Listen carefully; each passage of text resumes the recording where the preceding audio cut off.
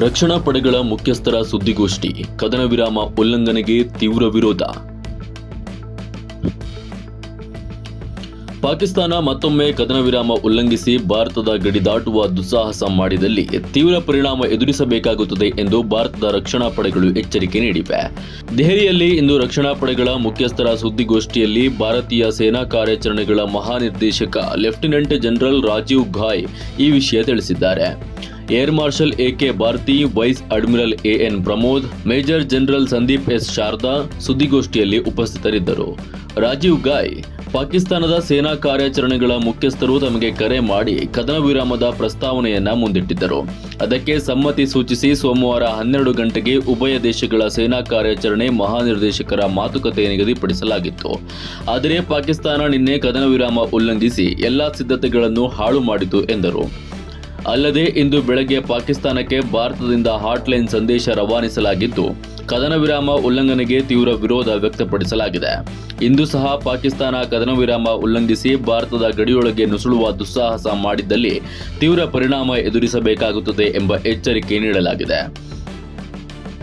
ಭಾರತದ ಸಾರ್ವಭೌಮತೆ ಹಾಗೂ ನಾಗರಿಕರ ಸುರಕ್ಷತೆಗೆ ರಕ್ಷಣಾ ಪಡೆಗಳು ಸದಾ ಸನ್ನದ್ಧವಾಗಿವೆ ಎಂದು ರಾಜೀವ್ ಘಾಯ್ ಹೇಳಿದರು. ಏರ್ ಮಾರ್ಷಲ್ ಎಕೆ ಭಾರತಿ, ಭಾರತದ ವಾಯುಪಡೆಯು ಇಸ್ಲಾಮಾಬಾದ್ನ ಚೆಕ್ಲಾಲಾ ಸೇರಿದಂತೆ ಪಾಕಿಸ್ತಾನದ ಬಹುತೇಕ ಸೇನಾ ಮತ್ತು ವಾಯುನೆಲೆಗಳ ಮೇಲೆ ಭಾರತ ತೀವ್ರ ದಾಳಿ ನಡೆಸಿದೆ. ಭಾರತೀಯ ವಾಯುಪಡೆಯ ಸಂಘರ್ಷವೇನಿದ್ದರೂ ಪಾಕಿಸ್ತಾನ ಸೇನೆಯೊಂದಿಗೆ ಮಾತ್ರ ಇದ್ದು ನಾಗರಿಕರ ಮೇಲಲ್ಲ. ಭಯೋತ್ಪಾದನೆಯ ವಿರುದ್ಧ ನಮ್ಮ ಹೋರಾಟ ಅಚಲವಾಗಿರುತ್ತದೆ ಎಂದು wise admiral AN Pramod, Karachi ಸೇರಿದಂತೆ ನಮ್ಮ ಆಯ್ಕೆಯ ಯಾವುದೇ ಬಂದರು ಅಥವಾ ನೌಕಾನೆಲೆಯ ಮೇಲೆ ದಾಳಿ ನಡೆಸಲು ಭಾರತೀಯ ನೌಕಾಪಡೆ ಸಮರ್ಥವಾಗಿದೆ. ಆದರೂ ಮೊದಲ ದಿನದಿಂದಲೂ ನೌಕಾಪಡೆಯು ಸಂಯಮದಿಂದ ವರ್ತಿಸುತ್ತಿದ್ದು ಉದ್ವಿಗ್ನತೆ ಹೆಚ್ಚದಂತೆ ಎಚ್ಚರಿಕೆ ವಹಿಸಿದೆ.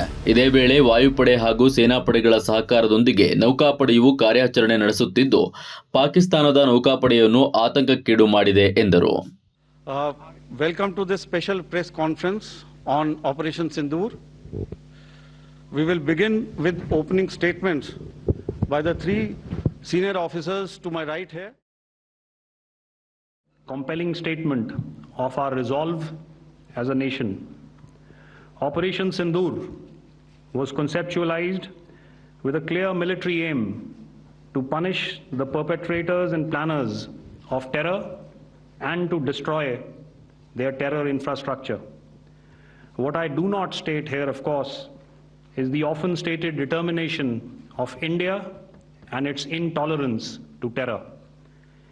It set into motion a very diligent and microscopic scarring of the terror landscape across the borders and the identification of terror camps and training sites. The locations that emerged were numerous, but as we deliberated more, we realized that some of these terror hubs were now bereft of any presence and had preemptively been vacated, fearing retribution from us. There was also a term of reference and our own binding, self-imposed restriction to target only terrorists and thus prevent collateral damage. There were 9 camps that you are now all familiar with, which were confirmed by our various intelligence agencies to be inhabited. Some of these were in POJK, while there were others that were located in the Punjab province in Pakistan. Nefarious places such as Muridke, the hub center of the Lashkar-e-Taiba, has over the years bred infamous characters such as Ajmal Kasab and the likes of David Headley. What followed was a careful scrutiny of each of these sinister locations, their layout,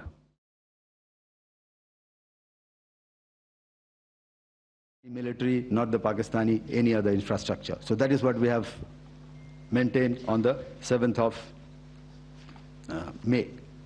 However, what we saw in the evening of 7th of May, we were saturated with a raid of Pakistani unmanned aerial vehicles and small drones. And these came in waves in our civilian areas, over our military installations, and all of them were successfully intercepted. Few of them did manage to land. However, there was not much damage that they did. And we have our robust counter-US hard kill and soft kill systems which did the job. However, the difference here was that we had targeted the terrorists.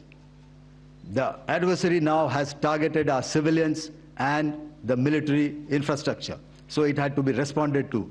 So in a quick and calibrated response, that very night, we struck their radar installations at Lahore and close to Gujranwala, the LYT installation, to indicate to him that we are ready, yet we do not want to escalate. Our fight was with the terrorists and not with the Pakistani military establishment.